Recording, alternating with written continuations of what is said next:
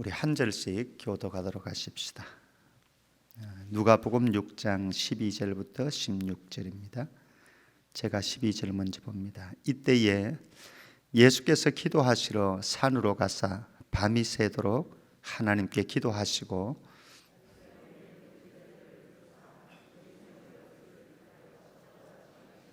곧 베드로라고도 이름을 주신 시몬과 그의 동생 안드레와 야고보와 요한과 빌립과 바돌로메와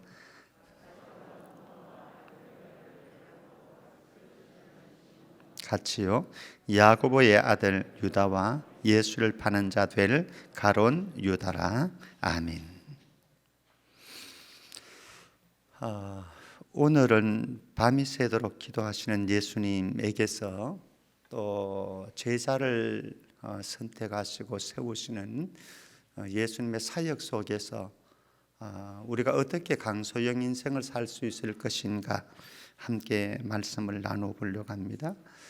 어제는 우리가 강소형 인생을 살기 위해서 성령의 기름 부으심이 반드시 있어야 되고 또 성령의 충만함을 입어서 살아갈 때에 강소형 인생을 살아갈 수 있다. 강소형 인생이 무엇인가 이미 누누이 말씀드렸습니다마는 작지만 강한 인생이다 말씀드렸습니다. 우리 옛말에 이런 말이 있죠. 작은 고추가 맵다. 뭐 그런 말이 있죠, 그죠? 작은 고추라고 다 매운 것은 아니고요. 어떤 고추는 작은데 비린내 날 정도로 안 맵고 어떤 고추는 자그마한데 정말 매운 고추가 있습니다.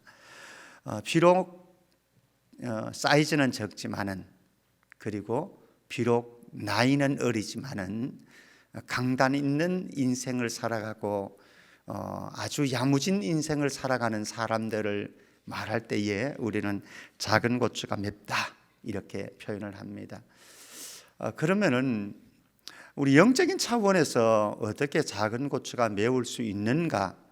사실 우리가 이번에 특세의 주제 강소형 인생이라고 하는 것은 그냥 한 인간으로서 우리가 매운 인생을 살아가는 또 강하지만 작지만 강한 인생을 살아가는 비밀들을 이야기하라고 한다면 많은 부분들을 얘기할 수 있을 거예요. 그러나 이번 특세에는 그런 인간적인 또 세상적인 이런 차원에서 보는 거 아니라 영적인 차원에서 우리가 어떻게 작지만 강한 인생을 살아갈 수 있는가를 점검해 보고 또 우리의 자녀들을 키울 때에 손자 손녀들을 키울 때에 또 기도할 때에 그렇게 키우고 그렇게 기도하는 올바른 기도자가 또 부모의 철학관을 가지고 양육했으면 좋겠다. 이런 심정으로 말씀을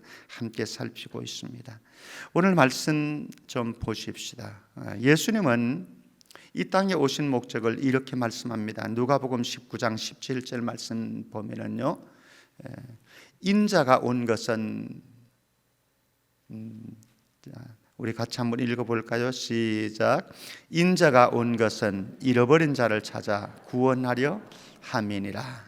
예수님 오신 목적이 다양하게 성경에는 표현을 해주고 있습니다. 그런데 그 한 가지 표현 그리고 예수님께서 이 땅에 오신 아주 소중한 목적이 무엇인가? 잃어버린 자를 찾아서 구원하려고 예수님 오셨다 말씀합니다. 강소형 인생을 살아가는 사람은 어떤 사람인가? 적어도 이랬으면 좋겠습니다. 잃어버린 자를 가슴에 품고 살아가는 사람.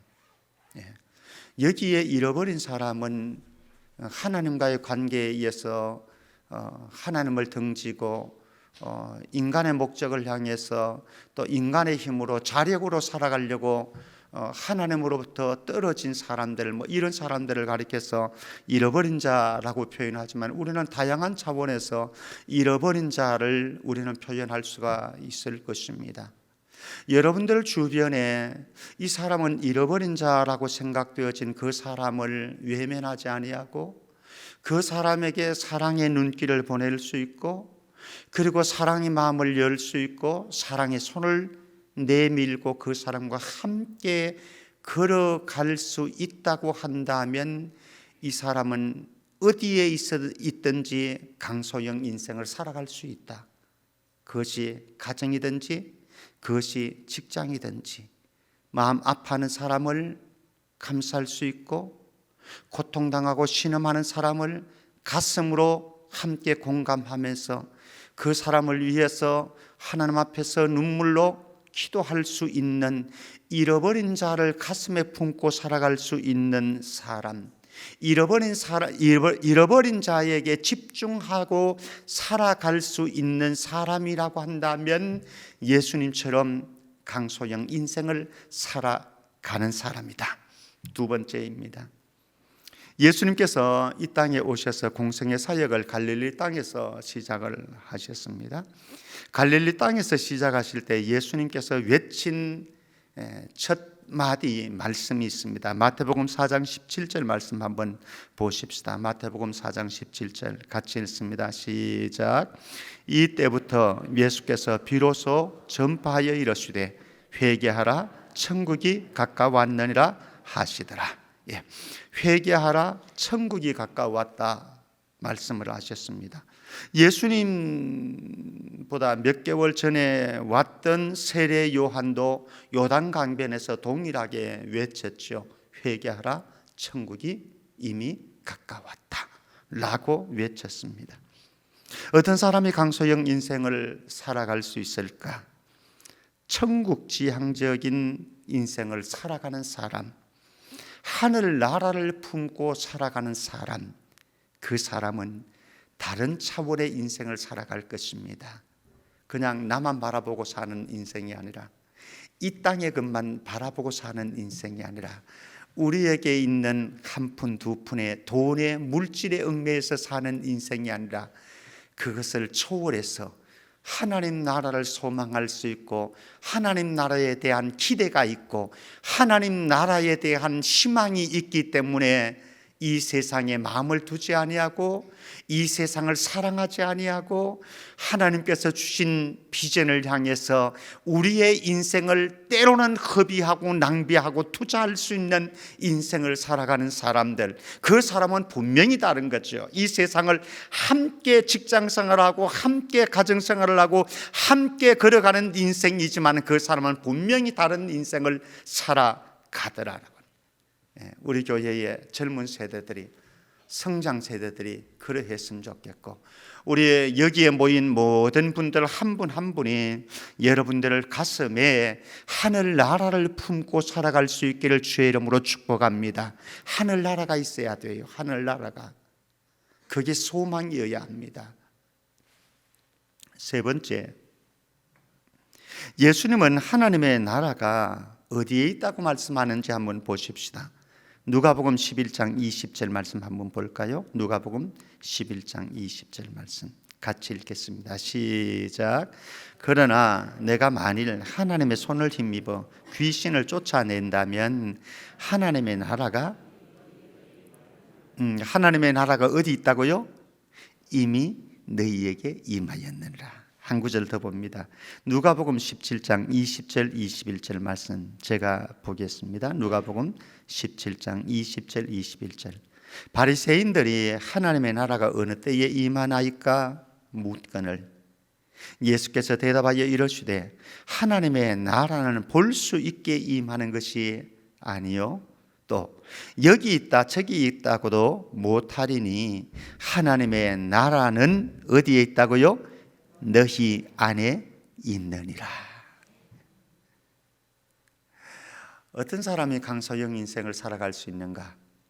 물론 우리가 죽어서 가게 될 저 영원한 미래적인 천국을 바라보고 희망하고 소망하고 확신하고 살아가는 사람도 아주 중요한 강소영 인생을 살아갈 수 있는 자원을 가지고 있지만, 그것도 중요하지만은 또 다시 중요한 것이 있습니다. 하나님의 나라는 이미 우리에게 임했습니다.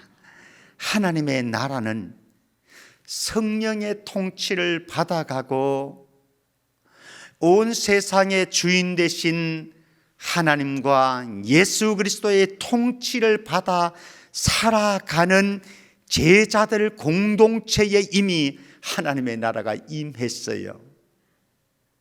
그렇다고 한다면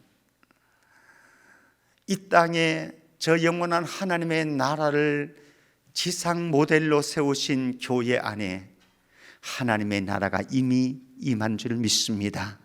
그래서 여러분들의 가정에서 하나님의 나라를 이루어낸다고 한다면 그 사람이 별 볼 일 없는 것 같아도 그 사람은 대단한 사람이에요.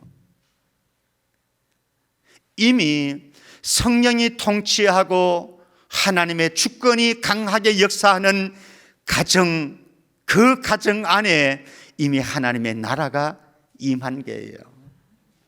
사랑하는 성도 여러분, 여러분들의 가정 안에, 우리 교회 안에, 이 민족 안에 하나님의 나라가 보여지고 이미 임한 하나님의 나라를 보고 만지고 느끼고 살아가는 우리 모두가 되기를 바랍니다. 이 하나님의 나라, 실현된 하나님의, 이미 실현된 현재적인 하나님의 나라. 그런데 그 나라는 우리의 제자 공동체에도 있지만, 우리의 교회에도 있지만, 우리의 가정에도 있지만 어디에 있는가? 변화된 내 심령 안에 있습니다. 여러분들 안에 이미 하나님의 나라가 이루어진 줄 믿습니다. 어두운 영이 여러분들을 틈타지 못하게 하십시오. 성령이 통치하게 하시고, 그래서 여러분들 안에 하나님의 나라의 특징인 실학과 평강이 넘쳐나는 복이 있기를 바랍니다. 우리의 마음속에, 여러분들의 영혼 속에 만약에 실학이, 참된 기쁨이 사라졌다고 한다면, 내 안에 참된 평화가 사라졌다고 한다면 내 안에 하나님의 나라가 이루어지지 않은 거예요. 성령께서는, 하나님께서는 우리의 마음 속에, 우리의 영혼 속에 반드시 하나님의 나라를 이루어 가고 이미 이루어 주셨습니다. 그것을 누려야 합니다. 이런 사람이 강소영 인생을 살아갈 수 있는 것이죠. 이 세상에 매이지 아니하고 우리의 환경에 매이지 아니하고, 그 속에도 환경은 열악하지만은, 이 세상 우리의 현실은 힘들지만은, 때로는 눈물도 흘려야 되지만은, 때로는 다리를 절기도 하지만은, 때로는 암에 걸리기도 하지만, 그러나 그 속에 하나님께서 이미 나에게, 내 심령 속에 하나님의 나라를 이루어 주셨기 때문에 하나님의 나라의 기쁨도 누리고 하나님의 나라의 평화도 누리고, 그 축복이 오늘 여러분들의 현장 속에서 이루어지기를 주의 이름으로 축복합니다. 이런 사람이 강소영 인생인 거죠. 자, 그리고 예수님께서는 오늘 본문의 말씀은 하나님의 나라 일꾼으로 12명의 제자를 선택했습니다. 그런데 우리가 잘 알듯이 12명의 제자들은 뛰어난 사람들이 대부분 아니에요. 탁월한 사람들이 대부분 아니에요. 그저 그런 사람들.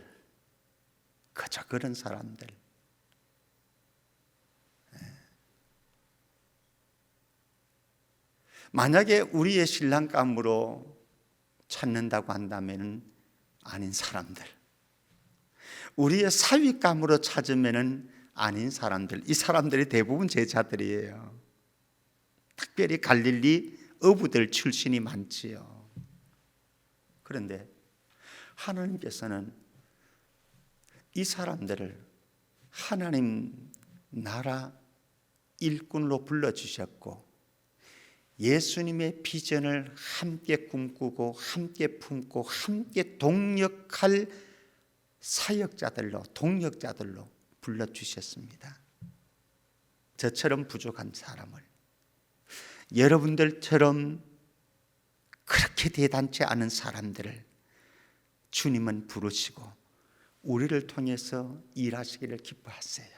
그런데 여기서 아주 중요한 것 하나 있습니다. 강소영 인생을 살아가려고 하는 사람들은 아름다운 동역자를 두고 살아가더라. 아름다운 동역자를 두고 살아가더라. 옆 사람하고 인사 나누십시다. 제가 아름다운 동역자가 되어드리겠습니다. 예. 저는 고등학교 시절에 중학교 시절까지는 그냥 신앙생활이 교회는 다녔지만은 사실 신앙 종교인이었고요. 종교인이라고 하기도 부끄럽고. 근데 저는 고등학교 때 예수님을 만났고 인격적으로 만나고 제가 돌변했기 때문에 그래서 그때에 이미 목사가 되겠다라고 하나님 앞에 서원을 했고, 그리고 고등학교 시절에 저는 제가 섬기던 대구에 있는 대성교회라고 하는데 그 교회에서 친구 3명과 더불어서 함께 목회의 비전을 품고 함께 기도하고 기회만 닿으면 찬송하고 교회 종탑에 올라가 가지고 방언 받는다고 기도하고 그렇게 했던 친구들 지금 다 목사가 되었습니다. 한 번씩 만납니다. 그래서 식사를 나누고 함께 목회를 이야기하고, 충현교회에서 섬길 때도 저희 교역자실 5, 60명 넘는 교역자실 안에서 저하고 삼총사로 불려진 친구가 있습니다. 지금은 한 친구는 용산에서 목회 잘하고 있고 한 친구는 또 일산에서 목회 잘하고 있습니다. 가끔씩 모여서 이 친구들은 더 자주 이제 모일 때가 많은데요. 며칠 전에도 지난주였나요? 같이 모였습니다. 그래서 이런저런 목회를 이야기하고 함께 대화를 나누었습니다. 정말 아름다운 동력자인 거죠.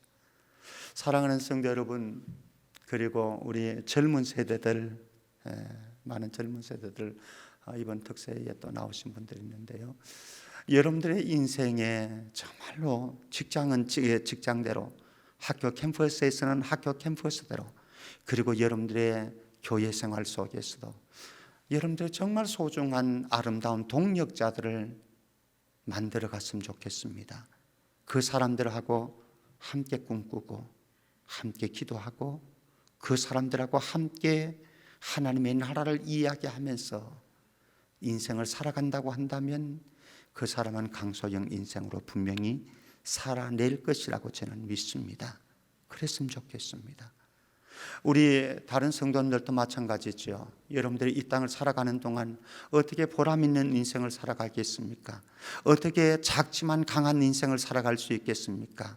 여러분들 주변에 아름다운 동력자들, 믿음의 동지들을 두시고 그들과 함께 꿈을 꾸시고 그들과 함께 기도하시고 그들과 함께 서로 격려하고 위로하면서 하나님의 나라를 위해서 여러분들의 인생을 낭비하고 투자할 수 있기를 축복합니다. 그렇게 살고 주님 앞에 갈 수 있다고 한다면 그 사람 따봉 잘 산 거예요. 잘 산 거예요. 그런데 여기에 12명의 제자들, 제가 연약하고 부족하고 보잘것없다라고 말씀드렸습니다. 그런데 이 사람들이 어떻게 하나님 나라의 위대한 일꾼 사역자가 되었는가? 그 이유는 3가지로 저는 이야기할 수 있을 것 같아요. 첫 번째는 성령의 기름 부으심이 있었다. 특별히 오순절 성령 강림을 통해서. 그래서 두 번째, 이들은 믿음으로 절대적으로 예수님을 신뢰하고 살아갔다. 이 부분은 나중에 토요일 날 마지막 날 제가 말씀 전해 드릴 것입니다. 그리고 또 하나는 오늘 말씀 속에서 12절 말씀 한번 보십시다. 12절 같이요. 시작. 이때에 예수께서 기도하시러 산으로 가사 밤이 새도록 하나님께 기도하시고, 예수님은 지금 아주 중요한 일을 두셨기 때문에 하나님 나라의 비전을 이루어갈 동력자를 선택하는 이 중요한 상황 속에서 이 일을 행하기 전에 먼저 무엇을 하는가? 밤이 새도록 산에서 기도하셨습니다. 예수님의 사역의 원동력은, 예수님이 강소영 인생을 넉넉히 살아내셨던 것은 이분이 하나님이시기 때문에, 신이시기 때문에 그렇기도 하지만 한편으로 바라보게 되어진다고 한다면 이분은 기도하셨던 분이시다라고 하는 거죠. 그러면 제자들이 어떻게 강소영 인생을 살아낼 수 있을 것인가? 기도하는 사람들이죠. 기도하는 사람들. 예수님 약속해 주셨습니다. 요한복음 14장 13절 14절 같이 봅니다. 같이 시작. 너희가 내 이름으로 무엇을 구하든지 내가 행하리니 이는 아버지로 하여금 아들로 말미암아 영광을 받으시게 하려 함이라. 내 이름으로 무엇이든지 내게 구하면 내가 행하리라. 믿습니까? 이건 예수님의 약속입니다. 이건 제가 드리는 약속도 아니고 제가 드리는 말씀도 아닙니다. 예수님 말씀 그대로입니다. 한 구절 더 볼까요? 요한복음 16장 23절 24절 말씀입니다. 우리 같이 읽습니다. 시작. 그날에는 너희가 아무것도 내게 묻지 아니하리라. 내가 진실로 진실로 너희에게 이르노니 너희가 무엇이든지 아버지께 구하는 것을 내 이름으로 주시리라. 24절입니다. 시작.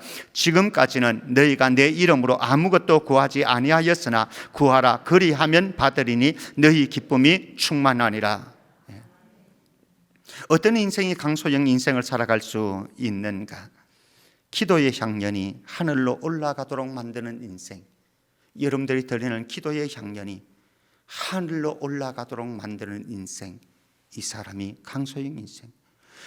우리가 열심히 살아가는 것은, 내가 열심히 연구하고 개발해서 살아가는 것은 내만큼 살아내는 거예요. 여러분들의 역량만큼 살아내는 거예요. 여러분의 지식과 여러분들의 탤런트와 여러분들이 가지고 있는 능력만큼 살아내는 것이고, 그러나 기도의 향연을 지피면서 살아가는 사람은 내 수준만큼 살아내는 사람이 아니라 하나님의 수준만큼 살아내는 거예요. 하나님의 수준이 어느 정도인데요? 전능하신 하나님, 올마이티, 모든 것을 하실 수 있는 하나님, 이분의 능력을 입어서 살아가는 이 사람이 강소영 인생이지 무엇이겠어요? 정말로 여러분들의 자녀들이, 여러분들의 손자 손녀들이 강소영 인생을 살아가기를 원하신다고 한다면 여러분들의 자녀들로 하여금, 여러분들의 손자 손녀들로 하여금 많은 기도의 응답의 간증들을 가지도록 만드십시오. 그것을 어떻게 하느냐? 여러분들 하셔야 될 몫이지요. 하셔야 될 몫이지요. 어떤 분들은 자녀들을 데리고 함께 산기도 갈 수도 있을 것입니다. 철야기도도 할 수도 있을 것입니다. 금식기도도 할 수도 있을 것입니다. 그리고 여러분들 가정에서 어떤 기도 제목을 두고 함께 기도할 수도 있을 것입니다. 어쨌든 우리네 인생에 강소영 인생을 살아가려고 한다면 우리의 삶 속에서 기도의 제목을 가지고 하나님 앞에 무릎 꿇고 하나님 앞에 기도했더니 오늘 약속하신 것처럼 하나님께서는 그 약속을 성취해 주시는데, 너희가 내 이름으로 구할 때에 내가 시행하리라. 이건 주님의 말씀입니다. 만약에 안 들어주신다고 한다면 주님의 명예입니다. 그렇지 않습니까? 이거는 김병태 목사의 이름을 걸고 한 것이 아닙니다. 예수 그리스도 그분의 이름, 나사렛 예수 그리스도의 그분의 이름을 걸고 한 것이니까 그분의 명예인 거죠. 사랑하는 성도 여러분, 말씀을 맺겠습니다. 저와 여러분들 앞으로 남은 생에 어떻게 살아갈 것인가? 오늘 잃어버린 자를 가슴에 품고 살아가는 인생, 하늘 나라를 가슴에 품고 살아가는 인생, 그리고 오늘 우리가 있는 그 자리에서 이미 천국을 누려갈 수 있는 인생, 그리고 기도의 향연을 하늘나라로 올려드려서 하나님의 기도 응답의 약속의 성취를 간증으로 만들어가는 인생, 우리 모두 되어지기를 주의 이름으로 축원합니다.